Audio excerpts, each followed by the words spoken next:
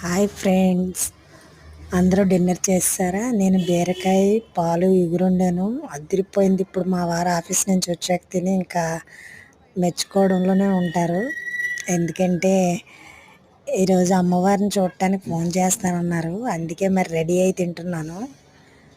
దుర్గమ్మ తల్లిని పెట్టారు కదా, దసరా సందర్భంగా దేవి చౌకులు చాలా బాగా పెడతారు.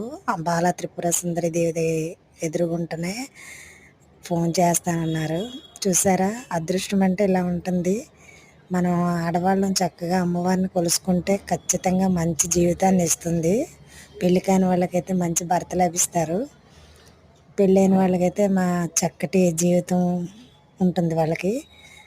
పెళ్ళి కానప్పుడు దేవుడికి బాగా పూజ చేసేదాన్ని. పుట్టింట్లో అసలు గుళ్ళకి కూడా వెళ్ళనిచ్చేవారు కాదు మా అన్నయ్య వాళ్ళు అయితే.